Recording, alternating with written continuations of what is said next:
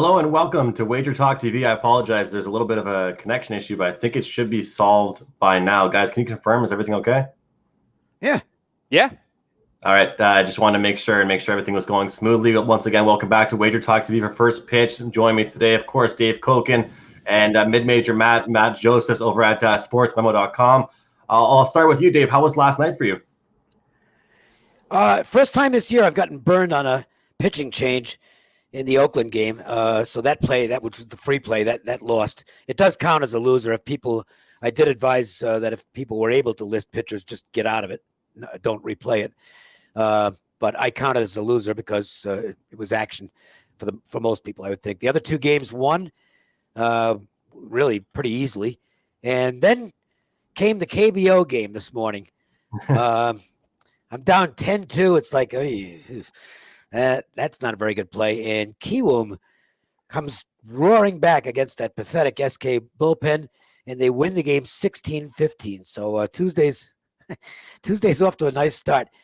Should point out, I have one best bet in baseball today. It's the only play I've gotten in baseball, so there's no free play today. I've got one best bet that's been up since yesterday in college football, and I do have a 5% play in college football. However, it's been already sent out to everybody who's on for package with me. So you've already got the game.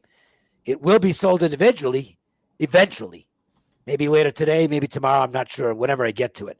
But that's the advantage of having a subscription to get all the plays. You get a 5% play, but I want my package players to get the game first because I think this line's going to drop, to tell you the truth. So package subscribers are getting it now at the best price, and that's why you buy the subscriptions. I'm a big fan of that as well. I think it's best. And first of all, you'll get it the second that play is released, right to your email or mobile device if you do set that up. So it's a great idea. Go over and grab a 3-day, 7-day, 30-day, or season from Dave Koken. Don't wait till he posts the play as a daily pick package. Grab it whenever he does release it. 5% college football play. Mid-major Matt Josephs. How you doing, buddy? Doing well. Went 2-2 yesterday. Had a nice plus hit on the over for Michael Pineda strikeouts. He looked good yesterday for the Twins. Also, like Dave, I had that first half under for the Royals-Indians game. That was nice to see, of course, with Keller and Plesac. Had some unfortunate losses in Buffalo. Had the under for the Yankees runs, and Ryu just didn't have it. And, of course, he got 5 strikeouts when I needed 6, and so that was a 2-2. I am the $2 handicapper on Sports Memo. So today I have my 5% NFL total that you can get for $2. And it's got a nice trend. It's a total. And we're 15-7-1 in our last 23 totals. So you can get that for just $2 over on sportsmemo.com. Perfect. Everybody loves $9 Monday, but you got to love $2 Tuesday. I mean, less than a cup of coffee, you can get a best bet. And chances are a lot of the times it is a best bet and a top-rated play. Over at wagertalk.com, it is Ralph Michaels. I believe he's on just an outstanding run. He's hit like 86% past week or two. So he's absolutely cruising. And he's been doing a few different sports as well. I think mainly just the football right now and baseball. And also be sure to follow Ralph on Twitter. He's posting some great stuff, college-wise and baseball, some great trends and stats. Speaking of top plays, I guess so Dave has his college football one. Matt has his top NFL play. And I have just my second 5% play of the NBA bubble going off tonight. One of my strongest plays so far, obviously has the 5% in the NBA. You can grab that over at wagertalk.com. And just a code that I have going for myself that I believe actually expires at the end of the week. Any one of my packages that's long-term, whether it's 7 days, 30 days, whatever, use the coupon code 15 off. And you get $15 off that package, but that does not apply for daily pick packages. Guys, we'll start right in order here. We're going to go with we'll start with actually the Brewers game here. Brewers at Tigers, Hauser versus Turnbull.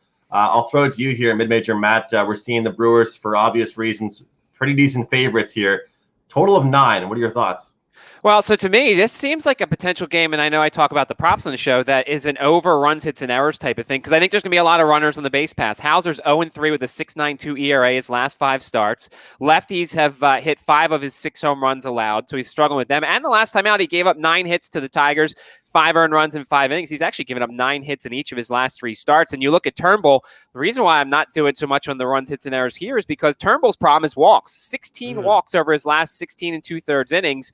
he gave up those 5 earned runs against Milwaukee last time out, but a lot of it was because of the walks. It's funny because I had the strikeout prop in that game, and he hit the strikeout prop, but he also probably would have hit the walk one because he had 5 Ks and 5 walks. To me, if there was anything, I don't know if I could trust these offenses enough to hit the over or to hit the over for the runs, hits, and errors, but neither of these pitchers are in good form right now. So let's talk about why this line moved as much as it did. I knew it was going to move as soon as I saw that number of 120. It's like, that's not going to hold. That's going to go up. I can tell you which games are going to move because I know how the metrics guys fire on numbers. And one of the big things for them is when the ERA and the XFIP are flipped. And the example here is Hauser, 4.97 ERA, but his XFIP is 3.82. Turnbull, 3.89 ERA, but his XFIP is over 5, well over 5. So as soon as I saw that, I said, oh, they're going to bet the Brewers. And sure enough, it's very predictable. I always know what the numbers guys are going to do. They are entirely predictable. That's not to say that they're doing a bad job because they consistently get value. Closing line value, they kill it on closing line value. And that's exactly what they're doing here. They're going to get 30 cents the best of it on closing line value, which is outstanding. I don't like the game for a couple of reasons. One is I'm not laying 148 or 150 or whatever it is right now, particularly with a pitcher who's been so bad out of the gate as Hauser. First time through the lineup. I talk about these all the time because if you're handicapping starting pitchers, I think you have to look at this as a key stat. First time through the lineup, 358 batting average, OPS in excess of 1. That's bad. Turnbull's actually pretty good, but he's killing himself with the walks. Matt gave you the stats, 16 walks in 16 and 2/3 innings. To me, neither guy's playable. You've got one guy who can't get anybody out early, and the other guy who keeps putting guys on and getting himself into high pitch counts and is going to be out of there by the 4th or 5th inning if he can't find the strike zone. The bullpens, I try and stay away from bullpens as much as I can unless it's a really dominant pen, and Milwaukee's hasn't been as dominant as I thought it would be, and the Tigers has actually been better than I thought it would be. This ended up being a no play for me. I can't find anything of value to me on the side or the total. Brewers looked okay at the early number, but not where they are now. Somebody asking for a props segment, and we're actually going to continue to discuss ideas and get into that as far as the MLB, NBA, different sports. And like I've been saying for a while now, I mean, the way that the sports betting industry is really rolling, props is a huge thing. But if you want props, definitely head over to Sports Memo. I know Matt's been doing them, all kinds of them, the runs, hits, and errors, and the strikeout props as well. So grab Matt's plays because Matt's doing that full time right now. Guys, next game up, we'll get right into it here. I'll throw it back to you, Matt. Angels, Rangers, Heaney versus Lynn, over under of 8. First of all, just your thoughts here on Lynn. I mean, obviously he was a lot of trade talk at the deadline and stuff like that. And then, he's got a kind of a friendly contract, so they held on to him. What are you thinking here for him for the rest of the season?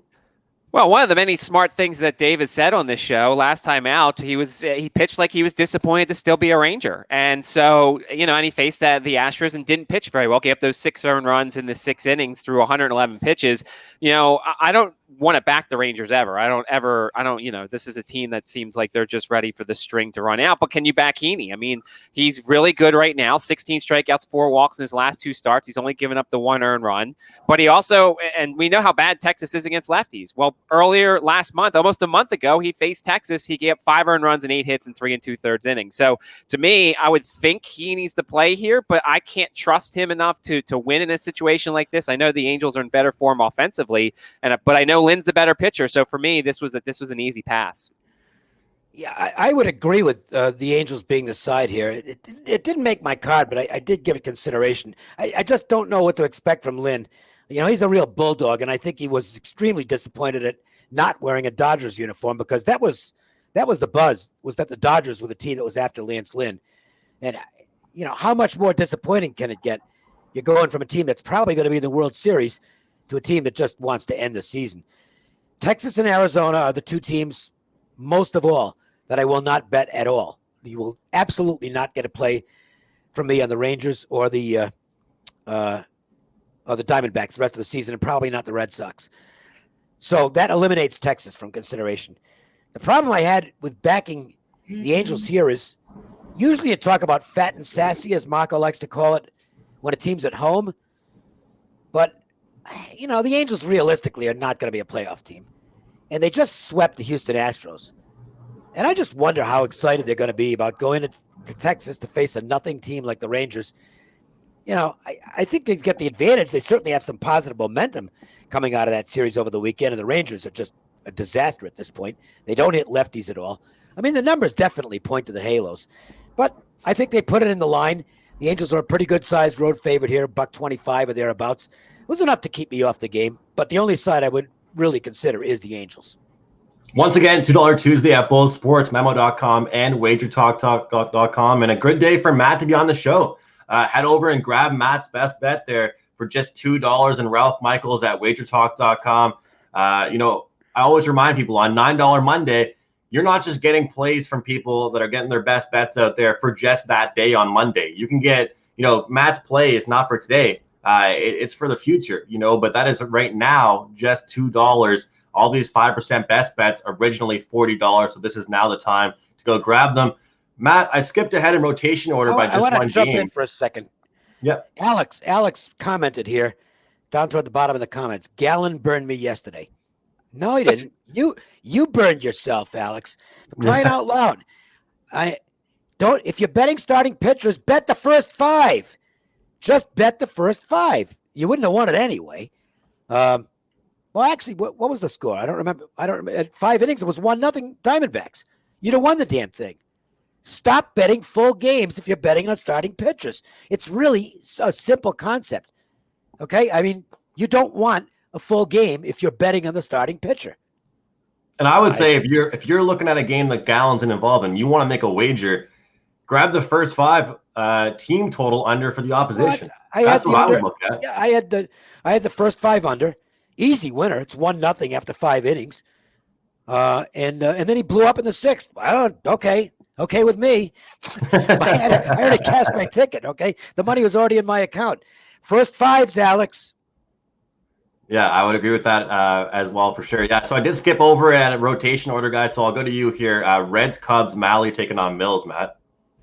Well, I'm looking at the weather forecast, of course. North-northeast winds 17 miles blowing in. So therefore, that can also, you didn't even have to get that forecast to know because the total for this game is so low. So when you look at that, and then also there's a chance of rain for a lot of precipitation, around 50% chance of rain. So if you are betting on the starting pitchers, and they do get the game in, or if they start the game, you're not going to get the starting pitchers for very long. The thing that's modestly concerning here, and actually probably not as much because the wind's blowing in, is that Malley's turned into a fly ball pitcher. He's only getting ground balls at 28% this year. So he's giving up 1.8 homers per 9 innings. The strikeouts are up. I mean, he's getting away from his curve. He's throwing a decent cutter now, so that's kind of nice to look at here. But you've got the wind blowing in, and I can't trust Alec Mills. I don't think Alec Mills is very good. I don't like the Cubs bullpen right now. So to me, it would be Reds or pass for me. But with the wind blowing in and with the rain involved and everything, I'm just going to stay away because I don't know how long these pitchers may last.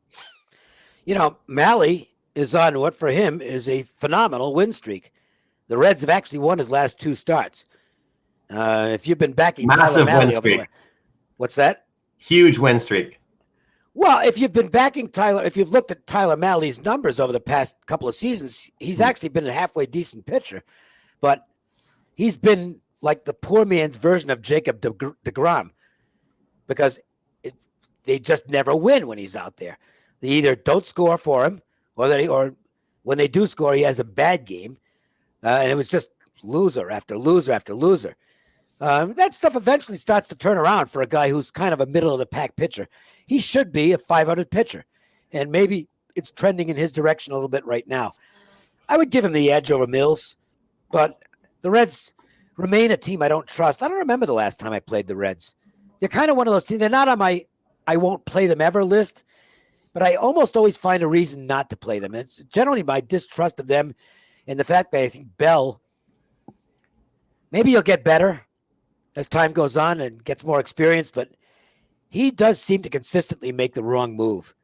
He either brings in the wrong pitcher or it just, whatever he does turns to shit. Okay. He's just, I don't know whether it's bad luck or just a low skill set, but I just don't trust the team. And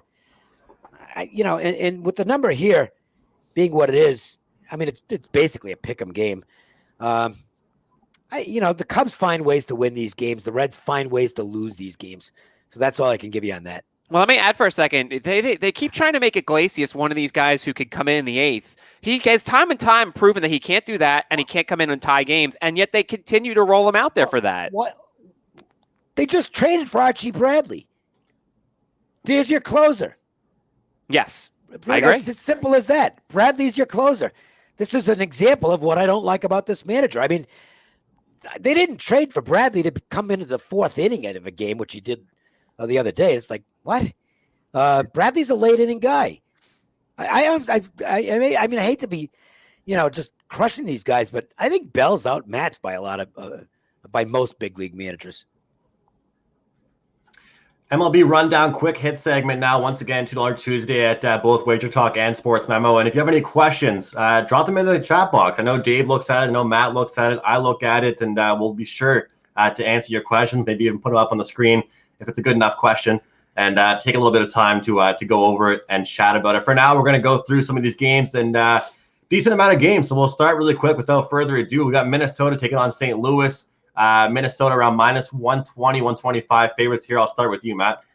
Well, doubleheader, so I don't do a lot with that. And also, I will notice, we talk about doubleheaders often. The Cardinals are the home team for both games. This was originally supposed to be a 2-game series, but they asked the Twins if they could go and make it a doubleheader because the Cardinals are making all these games up. So the Twins said yes. So this is a doubleheader instead of a 2-game series, so the Cardinals can have day off tomorrow. All that said, I don't do doubleheaders very often, so I got nothing here. Same. I'll take a look at the second game lineups once they're out, and if somebody's sitting a bunch of people, maybe get involved, but there's no way of knowing that in advance. Dave, I want to throw this back to you for this next one here with the Red Sox taking on the Phillies. I know that it's been very consistent with you. I mean, just fade this team or pass the game here. Phillies are pretty decent favorites around minus 165, 170 here. Is there a move to be made in this game, or is it kind of a stay off spot? Well, that's also a doubleheader, isn't it? Yes, it is. Yeah. So You just same thing. I don't even look at the first games of doubleheaders. Even in the Houston Oakland, where you got Greinke on the mound, I didn't against Montes. I didn't even look at that, and I was definitely anti Frankie Montes yesterday. That was the basis of the play, which lost when he got scratched. But I can't even figure out why. I don't even know what the A's are doing with him. And Bob Melvin's the opposite of Bell. Okay, Melvin, whatever he does for a reason. So I'm not ruling out that he might go out there and pitch well today. I decided to stay out of that game. There's some reason that Bob Melvin decided, I'm going to go with Montes in the first game of this doubleheader instead of pitching last night. Part of that might be that the thought was, well, Montes isn't going to be able to go very long, and I don't want to waste the bullpen for what might be 5 or 6 innings, whereas if he goes 3 or 4 innings in the first game of a doubleheader, I've only got to use the bullpen for 3 innings. Melvin, he may be the best manager in the game. He doesn't get much attention, and everybody credits Billy Beane for what Oakland does.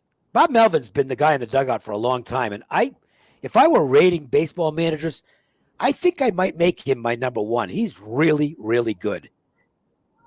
Matt, do you feel the same way as Dave? Is there a play for you on this game to make here, or we just move forward, go down the list here? All right, so the Red Sox Phillies, give me like 15 seconds to rant. The Phillies this week have 3 doubleheaders. They're playing a 7-game series against the Marlins coming up, and I think it's crap. I think it's absolute crap because the Marlins were idiots and decided to go out and get 6. So now the Phillies have to be one of these teams that goes and has to play a 7-game series against the Marlins. 3 doubleheaders this week, and I know this is 7 innings, but still, I think it's a great injustice to the teams that actually followed orders and decided to do things. I completely agree with you, Matt. It's ridiculous that the Phillies have to go through something like that. For today, I like Eflin, but I like Dave. I can't touch that. And then since he did the Astros, I did play the Astros today, first 5 against Montes. I like Greinke. Alex Bregman's getting activated today. I just saw the lineup. He's playing. Yep. He's playing in that first game, so I like the Astros lineup. So I did actually play the first 5 Astros against Montes because I like the advantage there, and it wasn't a bad price. I see a comment here from Frank. Andrew's the new John Anthony of handicappers, 2 for the money. Well, first of all, Frank, I love that movie. One of my favorite gambling movies, but I would not say I'm like that guy. I am not that salesy of a guy, and I am who I am. My name is actually Andrew in real life. This is not a fake name stuff for me. So I appreciate you saying that.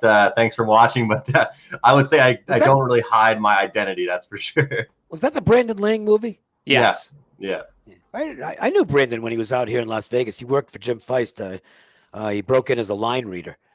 Back then, line services were, necessary for bookmakers around the world, and that's what Brandon did. And he eventually did rather well for himself in selling his story and becoming famous. Absolutely. I'll go over to you here, Matt. Yarbrough taking on Sanchez, Nationals, Rays. Is it easy for you here to just fade this Nationals team? I'm not going to play the side. I'm not going to play the side here because the Nationals are really good against lefties, and it looks like Soto's in the lineup today. I don't like Yarbrough very much. I know he's not going to go very deep, and Anibal Sanchez has a 6.08 FIP, and teams are hitting him .417 the first time through the lineup. So to me, I think I might look at the over runs, hits, and errors here. I think the Nationals will do their part, and I think this will be a somewhat high-scoring game. I would agree with that, and on top of that bad batting average, it gets even worse because the OPS first time through the lineup is 1.489. So they're not only hitting for average, they're hitting it deep for average. He's, I hesitate to say this because I've said it a couple of times in the past about Anibal Sanchez where it's like, boy, he really looks like he's all done. And then he suddenly starts pitching well again. But right now, he kind of looks like he's all done. Personally, for me, guys, I'm getting kind of tired of the whole, it seems like every week it's like, is Soto in? Is he out? Is this guy in or out?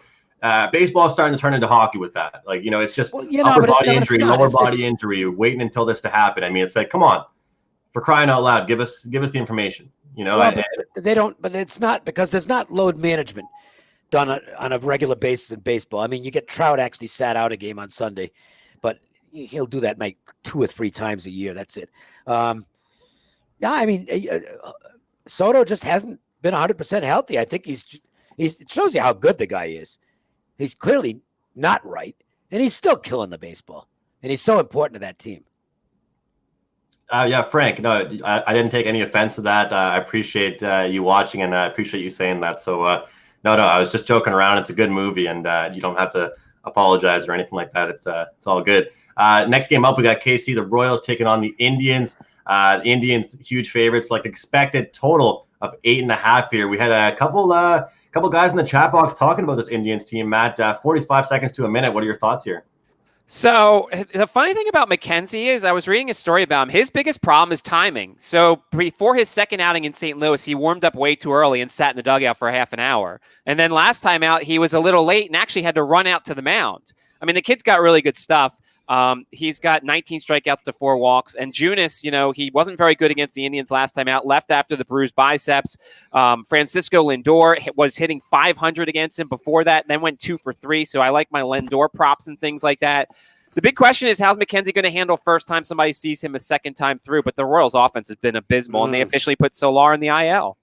Dave, I'll get you to touch on this game real quick, and then we'll bring in Tony. I think Soler might be finished for the season. There's no point in bringing him back.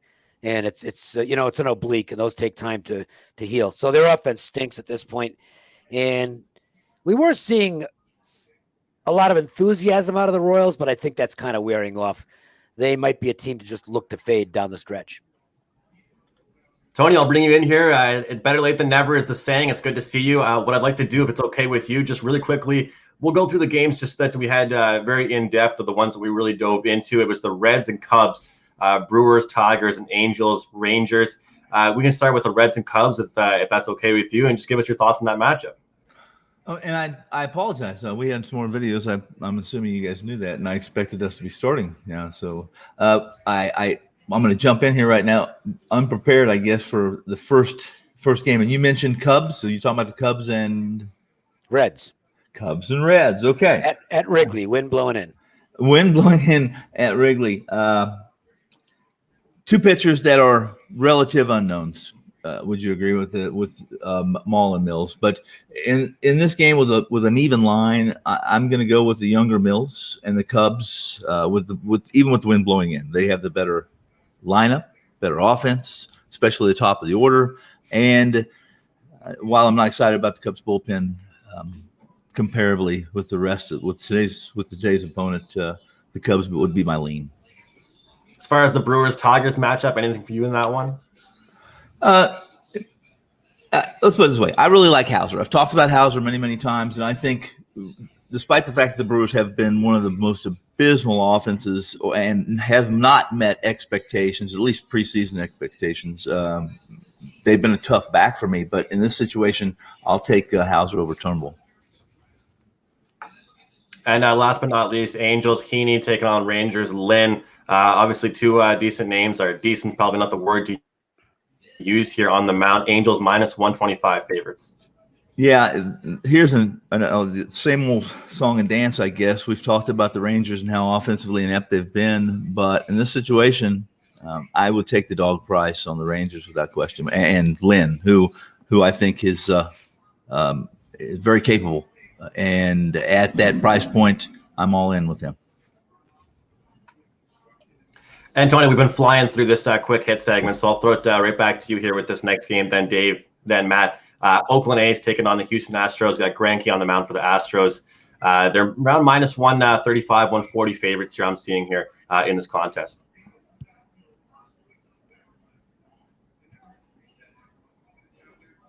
Your thoughts, Tony? Oh, I'm so sorry. I thought I heard you say Dave. No, actually, we already talked about this game. So okay. You've got the last word on it. Well, thank you. Did they announce somebody? When I went on did videos earlier, they had not announced anybody for Houston. Is there an announced pitcher? Greinke versus Montes. Greinke. Okay. Greinke and Montes. This is the first. This is a doubleheader game. Okay, I apologize. Listen, the price on Greinke here was surprising to me. If it wasn't you when I first looked at it, and the more I looked, and the more I've.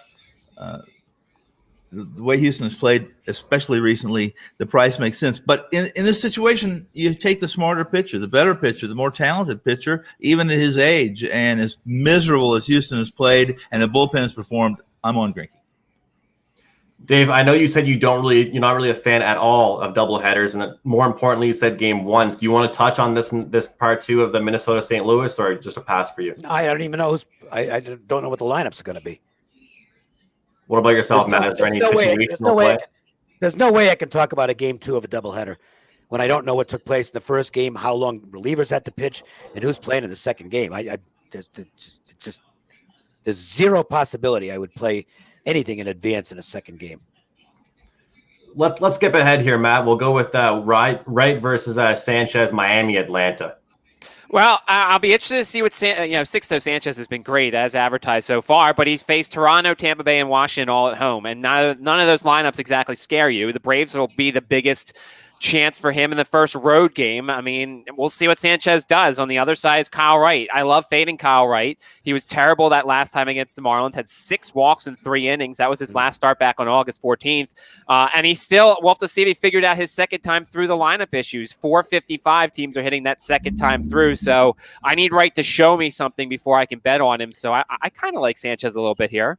Well, and he gets to the second time through the lineup pretty quickly because he keeps walking guys. Since he came up last year, Wright has walked, 35 batters in like 40 innings. And this year, it's 16 walks in 15 innings. You can't survive in the majors unless you're like Nolan Ryan or something. You can walk a bunch of guys and then strike out everybody else. But he's not going to do that. Sanchez showing a lot of poise. And granted, he wasn't facing great lineups, but 19 innings, 1 walk, and 19 strikeouts. That's a guy who's ready for the major leagues. I don't think Wright is, and Wright hasn't pitched in about a month, so you would expect him to be maybe 3 innings here, and that's about it. Tony, Braves and Marlins, do you feel the same way about this pitching matchup? I'll back Dave. What he said, absolutely right. I think Wright was brought up too early. I think Sanchez is the better pitcher here, the more talented pitcher. He may be the more prepared and capable pitcher, even though he doesn't have as much experience maybe as Wright would have here. And while it's the Marlins, and while Atlanta hits right-handers pretty well, this is a team that's hitting the ball pretty well as well. Recently, I'd lean to the dog here in Sanchez. Orioles on the road here playing the Mets. We're seeing, of course, the Mets are pretty good favorites here on minus 180. The total is 10. I'll go to you first, Matt. I mean, Means is hit at 42.3% hard hit rate. I mean, the numbers 11.3 barrel percent. I mean, he's been brutal. Now look, he's been dealing with he's had the injury, he had the family member pass away, so he's had a really tough season. He didn't show me much against the Mets last time. It's one of the best lineups in the National League. I don't trust Waka, who's still getting his workload limited because he's only pitching 3 or 4 innings, and the Mets bullpen probably has been a little taxed as of late. So to me, the number's high for a reason here, but I can't back Means in this situation. Oh, look, Walker's getting a ton of strikeouts, so he's getting loads of swings and misses. But when contact gets made, look out, because his OPS is over. It's over 1. Yeah. I mean, he's getting crushed when people make contact, and the Orioles can hit the ball out of the park. There's no way I'm laying $1.80 with Walker, and I want no part of John Means. Is the game you've looked at, Tony? I agree with Dave. Both of these guys are giving up hard contact. They are not missing the barrels of the opposing bats. And I thought, at least I'm showing a 9 or the opening number on 9 on a total on this. I favor the over here and still consider playing it. Look at the weather. We go right back to you here. Total, just real quick, that total seems low. I agree 100%. I need to check the weather on that game because I don't know why it's not 10. Yeah, I agree, Dave. Tony, Rockies, Padres, Gonzalez at Clevenger. Padres, a lot of people have been saying, obviously, a clear bet on team recently. Minus 230 is the price, though. Total's 8.5. How would you approach this game here? 45 seconds to a minute. Well, once I saw the price, I didn't even approach it. I just stayed out of the room completely, although I like Clevenger. You know how I feel about him. And in this game, it's a complete mismatch pitching-wise, all things being equal. So minus 230. I can't touch the game. I don't want to touch the total. I pass. That sounds reasonable. Clevenger's got some bad numbers his first time through the lineup, but then he settles down after that. So the Rockies better get him early before he settles in. And Chichi Gonzalez is not a guy I want to back. So, this would be one of those games where you look at the Padres as maybe the first leg of a big truck parlay. Yeah, Clevenger's swinging strike rate is really good, 12.1%, but he's not necessarily cashing them in for strikeouts. The Rockies have struck out a ton lately. If you go back the last couple of games and look at some of the pitchers they've faced. So I've seen Clevenger's K-prop at plus money. I'd sprinkle a little bit on the over. I think there's a chance Clevenger gets about 6, 7, 8 strikeouts tonight. And Dodgers, Buehler on the mound taking on Weaver. I'll throw it to you right back to you, Matt, with this one. First start off the blister for Buehler. He was very good. 6 strikeouts in 5 innings, only threw 71 pitches. Dave said how much the Diamondbacks just don't seem to care right now. I'm not going to lay that price right now with Buehler, but I mean, I certainly can't make any cases for Arizona. Well, this is the other end of the parlay. They're doing a big truck parlay. It's Padres Dodgers. Dodgers are coming off a series loss, so I would expect that they're not going to be real happy about that. It's their first series loss of the season, and now they're going in to face a terrible baseball team with a guy who just keeps on making mistakes. His command in the strike zone, Luke Weaver, it is awful. I mean, he can't stop throwing pitches down the middle. I don't care how fast you're throwing the ball. You hit the middle of the plate, and a good offense is going to rake you, and I expect the Dodgers to knock him around. Tony, are you someone to make those? I mean, a 2-teamer or a 3-teamer, especially with prices like these, with some of these bet-on teams? Well, I'm not one that parlays very often, and I don't typically do it in baseball, but I've been known to be a degenerate every once in a while and dip in and make a big parlay, especially during college basketball season, during those March Madness, but not in baseball. But I wouldn't argue with that. I mean, my first thought about this game was this. Buehler hasn't been great, but I'd back Gallen last night, for instance, and this Diamondbacks team not hitting. Not that Gosman is a horrible pitcher. I think he's had a good year and he's capable. But again, Gallen did everything he's supposed to do. Gets to the 6th inning. They're up 1-0, whatever the case may be. He did exactly what he's doing. And Dave's correct. This Diamondbacks team doesn't seem to really care too much. And in that case, you just play the Dodgers minus the run line, I guess. They had no offense. I mean, they literally had no offense again last night. They got a run, which was basically when that's the strike zone for an inning. Yeah. And that's how they got the run. Okay. They're doing absolutely nothing. Nothing. Once again, you can grab Ralph Michaels' best bet at wagertalk.com for just $2. Of course, Mid-Major Matt has his best bet up there for $2. That's in the NFL. Great day to test on a new handicapper. Try somebody out. $9 Monday is great, but I think $2 Tuesday, you just can't go wrong with that. And selecting that handicapper and seeing what they have to offer and seeing what they have up there for their best bet.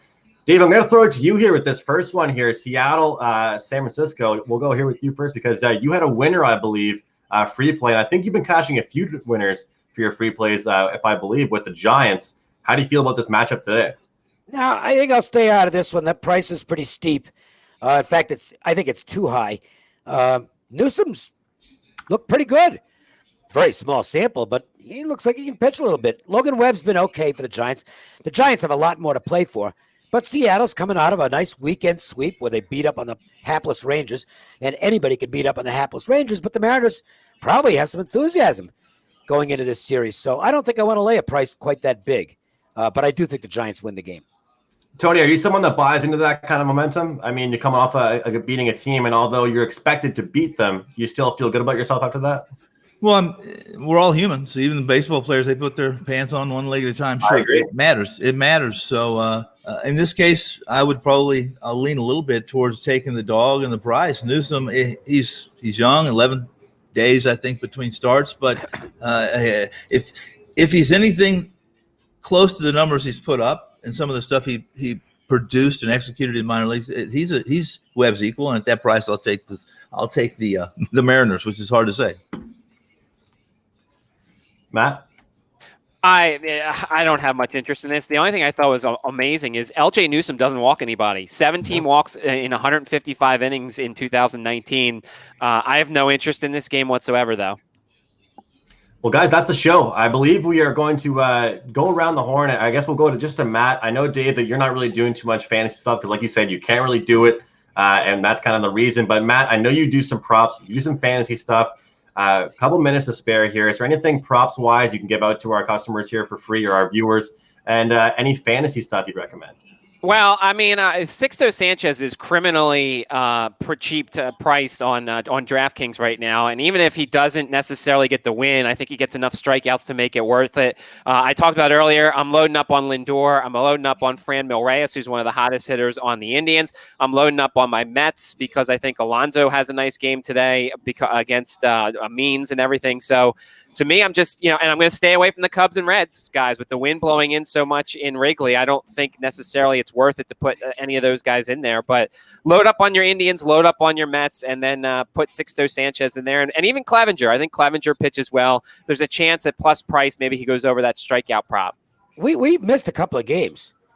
Well, some of them are double headers that you wouldn't want. No, they're not double headers. Yankees and Blue Jays. We didn't talk about them, and we did not talk about the White Sox Pirates. And I need to get a couple of thoughts in. I actually considered the Pirates today. I backed off because I just decided I don't want to play the Pirates. They have a 250 winning percentage off a win, so they just don't win two in a row. But Cease is being overpriced here, and the market jumped in, and this was the other game. I talked about the one game where I knew where the money was going to be on the Brewers Tigers because of the ERA XFIP differentials. This was the other game because Cease, 3.29 ERA, XFIP is almost 6. Musgrove, even though it's small sample because he was injured, 6.62 ERA, but the XFIP's a lot better than that. So I knew the money was going to come out on the Pirates. I don't disagree with it, but I just decided not to play the Pirates. The other matchup, J. Happ regressed after his last start. In his last start, he had looked sharp the two starts before that. Looked like he might be getting into form, but he went backwards last start. The Blue Jays are playing with tremendous enthusiasm right now. I don't think I want to get in their way. I don't want to step in front of the Jays either right now. And, we talked about on yesterday's show that you're going to get a price with the Yankees always, no matter who it is that they're playing. And I like fading Happ. I've gotten comfortable with it, or at least trying to find spots to do it. I guess, Matt, what we'll do is you can just discuss both games like Dave did. I think the common thread here is regression. As Dave said, I think Cease is due some regression. His XFIP and FIP just have shown that. The Pirates have seen him before. No Pirates have seen him before. I just think he's got to cut down the walks. He's not striking out enough guys, and he's walking too many people. But as Dave said, I can't trust the Pirates here. I was going to take, you never see a 4.5 team total with the Pirates, but we do it here for good reason because I think there's a chance they could put up some runs. But I'm not going up against that White Sox offense. The same thing for the Yankees and the Blue Jays. Taijuan Walker's got good numbers, but his FIP, his XFIP, and his XERA all show that some regression's coming. So I don't trust the Yankees lineup, but I also don't trust Walker here. If the wind's blowing out, you could see plenty of runs. So those are my thoughts on those two games. And Tony, White Sox, Pirates, or Yankees, Jays, a play from you in either of those games? Nothing official, but I would play. I'm agree with Dave here. Cease. I could play the Pirates. I wish I could play the Pirates. I wish I had more confidence in the Pirates to score runs. Cease is way overpriced here. He's right. He's way overpriced. As mid-major Matt said, his FIP is ridiculous, almost a 6 compared to that ERA. And the only thing that's been a saving grace is BIP is 235, which can't continue, and his hard hit rate is only about 35%. Regression, serious regression, is in line for this kid at some point in time. Why not today? With the Pirates and Musgrove. So as far as Toronto, Happ, and Walker, again, I'm with you guys. I'm not stepping in front of Toronto.